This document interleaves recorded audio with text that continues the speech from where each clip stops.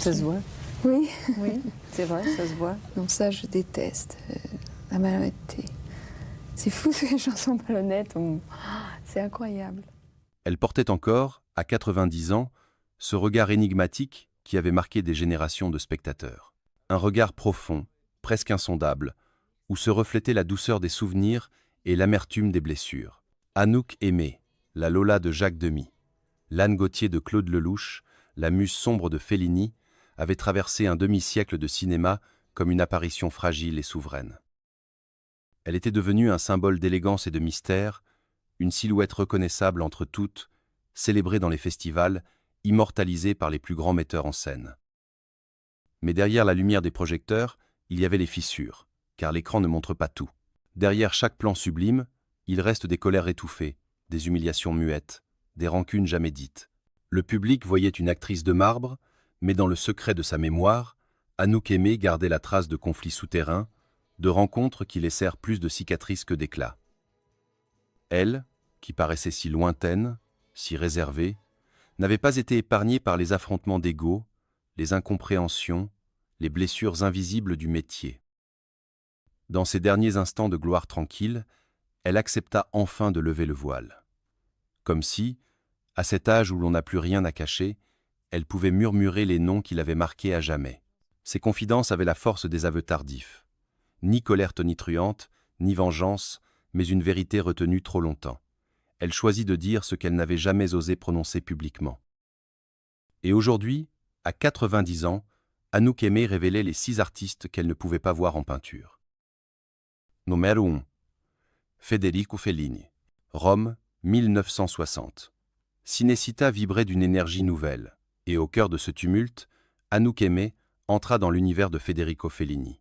Il l'avait choisi pour incarner Maddalena dans la Dolce Vita, rôle qui allait changer sa vie. Au premier regard, elle fut fascinée par ce cinéaste hors norme, ce magicien capable de transformer une rue en théâtre, une nuit en éternité. Mais très vite, l'admiration se teinta de malaise. Fellini, derrière son humour et ses exubérances, possédait une autorité absolue. Sur le plateau, sa voix dominait, ses gestes dictaient la moindre attitude. Anouk, habituée à travailler dans l'intériorité, se retrouva propulsée dans une mécanique où son corps et son visage semblaient appartenir à un autre. Elle se souvenait des indications étranges qu'il lançait comme des incantations. « Tu es une statue qui respire » ou bien « Avance comme un rêve qui se déchire ». Ces mots, poétiques, envoûtants, lui donnaient le vertige. Elle tentait de suivre, mais avait le sentiment de disparaître derrière une image qu'il sculptait à sa place. Ce fut sa première blessure, sentir qu'on l'admirait, non pas pour ce qu'elle apportait, mais pour ce qu'il imposait. Un soir, sur la Via Veneto reconstituée, elle osa proposer une nuance différente, une inflexion de voix plus douce. Fellini s'arrêta, la fixa, puis déclara devant toute l'équipe « Ici, c'est mon film, pas le tien ». La phrase, lancée comme un couperet, résonna en elle comme une mise à distance définitive.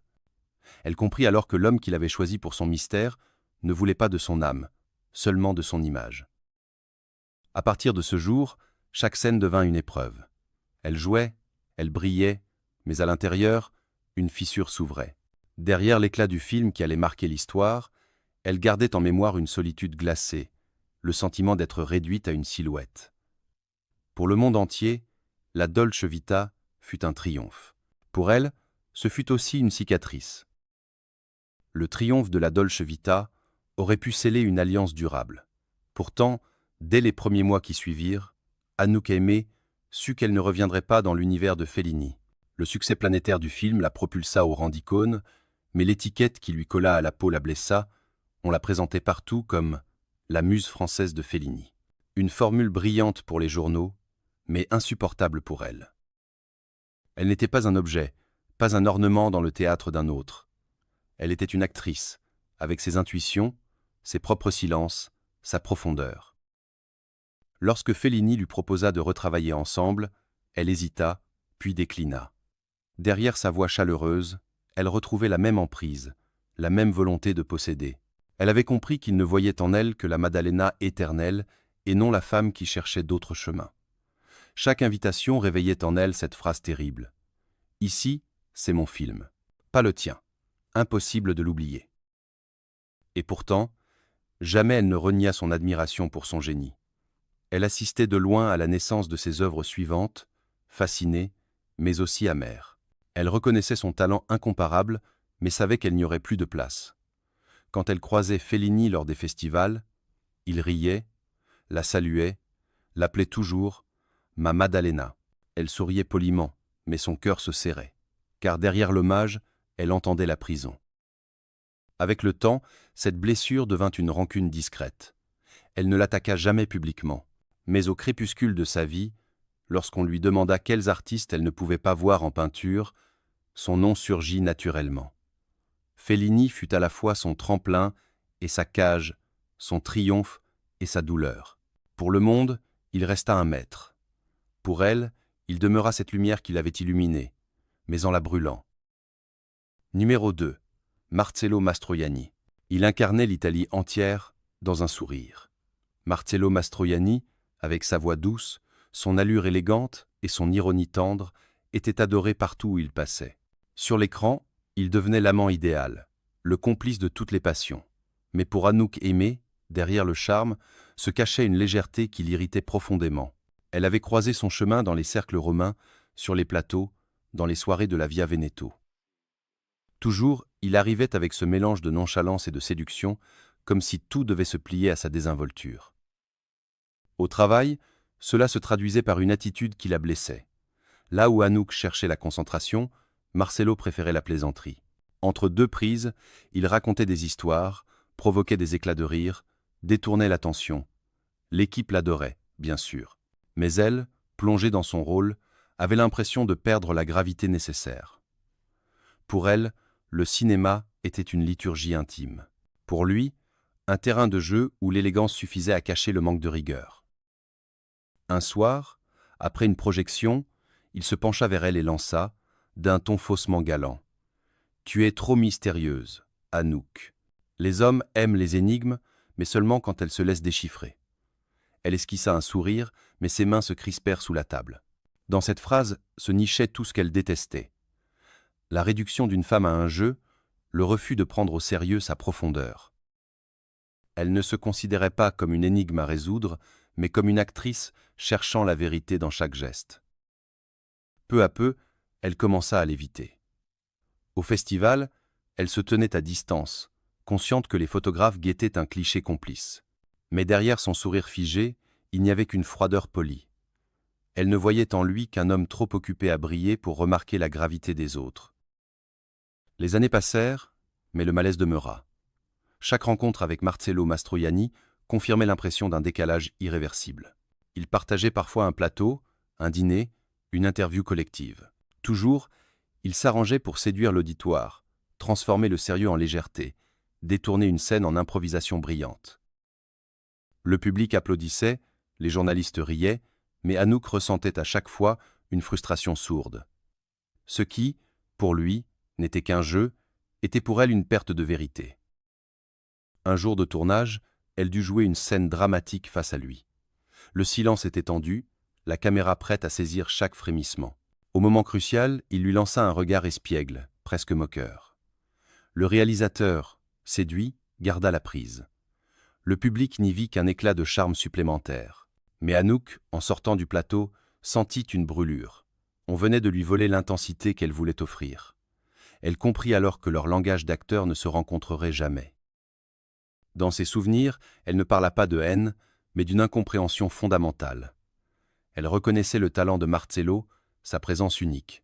Pourtant, elle ne pouvait oublier cette désinvolture, cette manière de tout alléger jusqu'à vider les choses de leur densité. « Il brillait trop pour me voir », disait-elle plus tard, comme un constat amer. Et c'est ainsi qu'il entra, lui aussi, dans cette liste secrète. Non pas comme un ennemi déclaré, mais comme une déception persistante, une ombre jetée sur une admiration inachevée. Pour Anouk, il restera toujours cet astre charmeur, trop occupé à scintiller pour comprendre la profondeur du silence. Numéro 3. Jeanne Moreau. Dans les années 60, le cinéma français semblait porté par deux visages féminins que la presse adorait opposer. Jeanne Moreau et Anouk Aimée. Deux actrices d'exception, deux styles radicalement différents. Moreau, La voix grave, la sensualité incandescente, la passion à vif, Aimée, la silhouette distante, le mystère impénétrable, la mélancolie élégante. On les plaçait sur deux piédestaux, mais au fond, c'était le même royaume qu'elles occupaient, et les comparaisons incessantes devinrent une blessure. Anouk se souvenait des festivals où cette tension flottait dans l'air. À Cannes, à Venise, dès qu'elles apparaissaient dans la même salle, les photographes s'affolaient. On criait leur nom, on espérait une poignée de main, une complicité factice, mais jamais leurs regards ne s'attardaient. Elles se croisaient, se saluaient à peine, et reprenaient chacune leur chemin. Pour le public, c'était de la pudeur. Pour Anouk, c'était un mur invisible. Elle n'oublia jamais une conférence de presse où un journaliste lui demanda crûment « Comment vous situez-vous face à Jeanne Moreau ?» Elle répondit calmement « Je ne me situe pas ». Mais en elle, la question la blessa profondément. Pourquoi fallait-il toujours les mettre en balance, comme si l'une devait effacer l'autre? Cette comparaison perpétuelle l'empêchait d'exister pleinement, réduisant son identité à un miroir. Avec les années, cette rivalité imposée par l'extérieur se transforma en une froideur durable. Anouk n'avait jamais cherché le conflit, mais elle savait que leur rencontre ne pourrait jamais dépasser ce jeu cruel d'opposition. Pour elle, Jeanne Moreau représentait moins une ennemie qu'une ombre permanente, un rappel constant des blessures de la comparaison. La distance entre elles ne fit que s'amplifier avec le temps. À mesure que Jeanne Moreau devenait la muse de Truffaut, d'Antonioni ou de Louis Malle, Anouk Aimée poursuivait son chemin auprès de Fellini, Demy et Lelouch. Deux trajectoires parallèles, toujours évoquées dans les mêmes articles, toujours opposées comme deux reines qui ne partagent jamais la même couronne. La presse entretenait ce duel imaginaire. Moreau, la passion, Aimée, le mystère. Ces formules flatteuses en surface étaient, pour Anouk, des chaînes invisibles. Elle se souvenait d'une soirée parisienne où elles furent réunies dans un même salon. Tous les regards attendaient un échange, un mot, un sourire. Mais chacune resta dans son cercle, évitant soigneusement l'autre. Le silence pesa plus fort qu'une dispute. Pour les témoins, ce fut un moment de malaise transformé aussitôt en légende. La rivalité des deux actrices. Anouk, elle, en garda un souvenir amer. Les photographes réussirent parfois à les placer côte à côte. À Cannes, une image fit la une. Jeanne Moreau, intense, flamboyante, et Anouk, distante, presque absente. On parla d'un « duel de regards ». Mais derrière la photo, il n'y eut qu'un malaise. Pour Anouk, ces instants étaient des blessures qu'on ravivait à chaque cliché. Elle voulait être reconnue pour son propre parcours, pas pour une rivalité forcée. Au soir de sa vie, quand elle évoqua Jeanne Moreau, elle fut à la fois respectueuse et amère. Elle admirait sa force, son intelligence, mais avoua, nous étions comme deux continents, trop proches pour s'ignorer, trop différents pour se rejoindre. Une phrase simple qui résumait la fracture. Ce n'était pas une haine ouverte, mais une impossibilité d'exister ensemble. Et pour cela, dans sa mémoire, Jeanne Moreau devint l'une de celles qu'elle ne pouvait pas voir en peinture. Numéro 4. Claude Lelouch. Pour le grand public, Claude Lelouch fut l'homme qui offrit à Anouk Aimée l'un de ses plus beaux triomphes. Un homme et une femme, Palme d'Or à Cannes, en 1966, fidèle une star mondiale. Le visage d'Anouk, encadré par ses cheveux sombres et éclairé par la mélodie de Francis Lai, devint le symbole du romantisme au cinéma.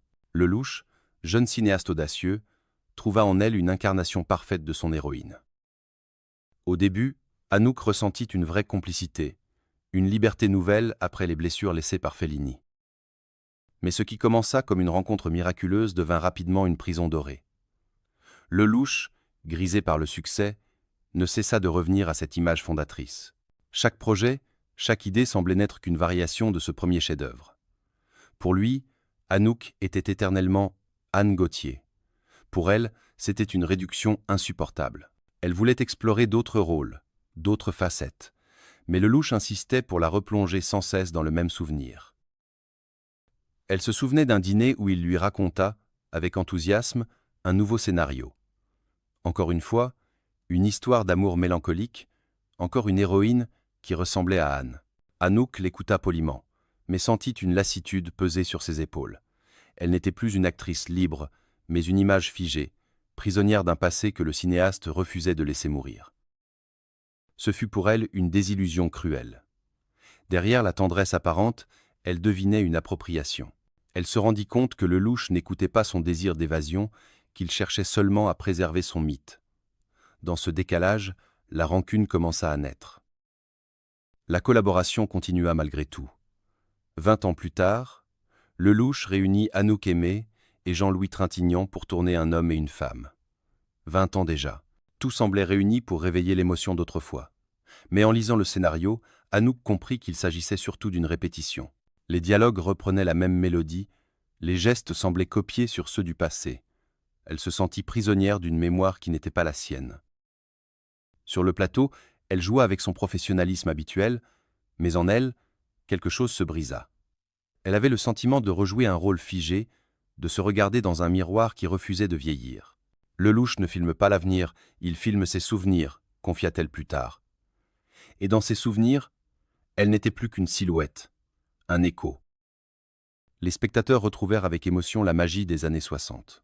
Mais pour elle, c'était une douleur, voir sa carrière réduite à une seule histoire, un seul visage, une seule musique. Lelouch, dans son enthousiasme, ne se rendait pas compte qu'il enfermait son actrice dans une cage dorée. Elle l'aimait pour ce qu'il avait créé, mais lui en voulait de l'avoir enfermée dans cette image unique. Avec le temps, cette gratitude mêlée de rancune se transforma en une certitude. Elle ne pouvait pas le voir en peinture, pas parce qu'il lui avait manqué de respect ouvertement, mais parce qu'il avait volé sa liberté. Il lui avait offert l'éternité d'un rôle, mais en lui ôtant la possibilité d'exister autrement. Numéro 5. Jacques Demy. En 1961, Jacques Demy offrit à Anouk Aimée un rôle qui allait marquer sa carrière, celui de Lola. Dans ce film fragile et poétique, il voyait en elle l'incarnation parfaite de la mélancolie et du rêve. Pour la première fois, Anouk se retrouva au centre d'une œuvre qui mêlait réalisme quotidien et grâce intemporelle. Elle fut séduite par la tendresse de l'histoire, par cette atmosphère de port brumeux où la solitude résonnait comme une chanson. Mais derrière la douceur apparente de Demy se cachait une exigence sévère. Il contrôlait chaque détail, chaque geste, chaque inflexion de voix. Là où Anouk aurait voulu laisser parler son instinct, le cinéaste la ramenait toujours à son idée précise du personnage. Plus léger, disait-il, comme une mélodie qui continue malgré la tristesse. Elle obéissait, mais en elle naissait une frustration. Lola lui échappait, comme si ce rôle n'était pas le sien, mais celui d'un rêve imposé. Les critiques saluèrent sa performance, admirèrent son mystère et sa fragilité. Pourtant, Anouk en garda un souvenir amer. Elle avait donné beaucoup, mais sans avoir l'impression d'exister vraiment. Dans ses confidences ultérieures, elle décrivit cette expérience comme une contradiction. Demy savait capter ses silences, mais refusait d'entendre sa voix. Ainsi, derrière l'élégance poétique de Lola, elle gardait la sensation d'un enfermement subtil. Le film brilla, mais la collaboration laissa une cicatrice discrète, celle d'avoir été magnifiée sans être écoutée. Après le succès de Lola, beaucoup imaginèrent qu'Anouk Aimée deviendrait l'égérie de Jacques Demy, comme Catherine Deneuve le fut plus tard pour ses comédies musicales. Pourtant, il n'y eut jamais de seconde collaboration. Le film avait marqué un tournant dans sa carrière, mais pour elle, l'expérience restait entachée d'une amertume sourde. Elle avait senti trop fortement la main du cinéaste, douce mais inflexible, qui l'avait guidée sans lui laisser d'espace véritable. Lorsqu'on lui demandait, des années plus tard, si elle aimerait retravailler avec Demy, elle répondait simplement « Non, une fois suffit ». Cette phrase, laconique, cachait une rancune profonde.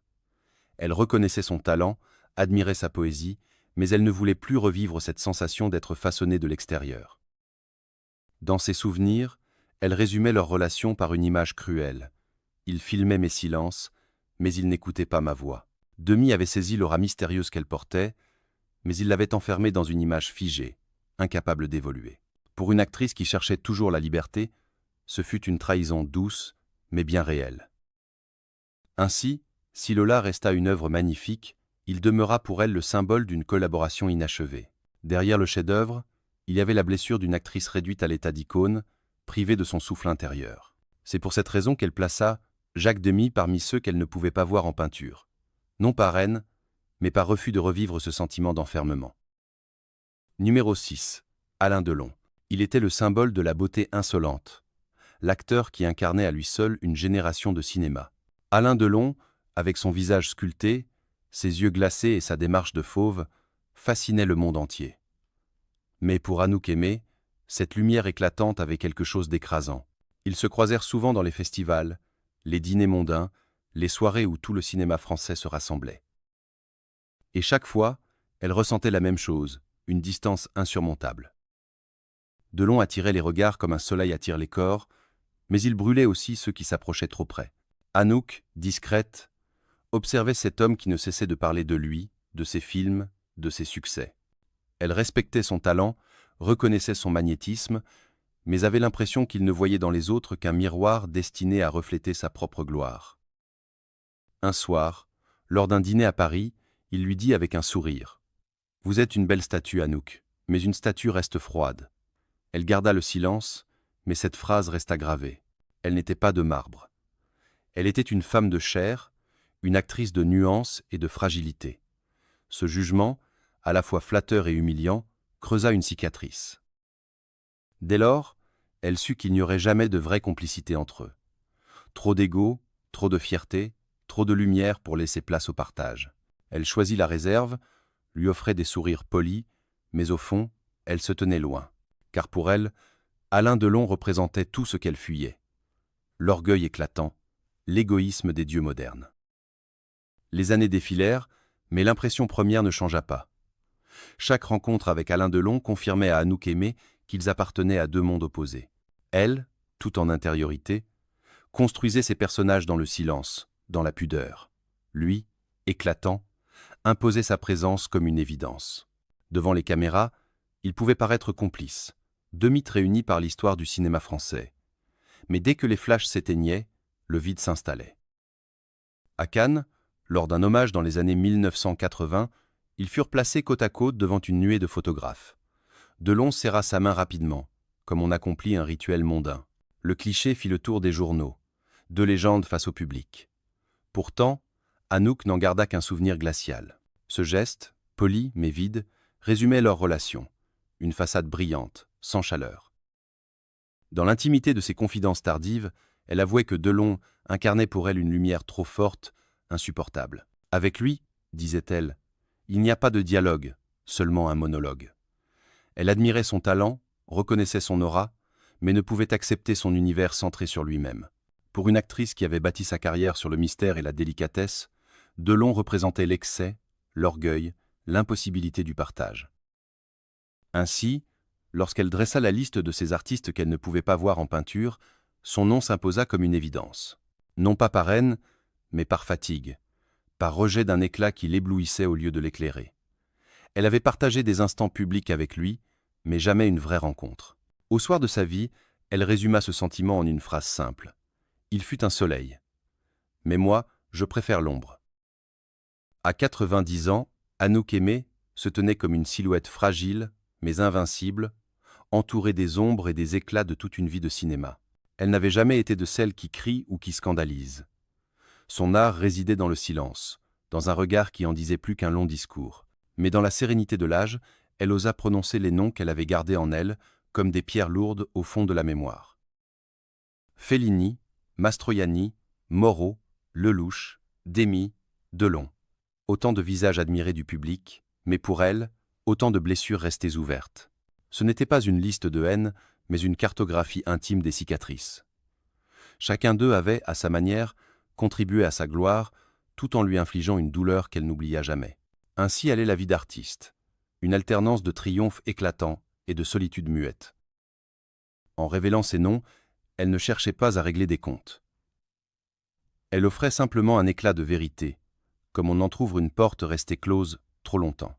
Son aveu ressemblait à un murmure, fragile et fort à la fois.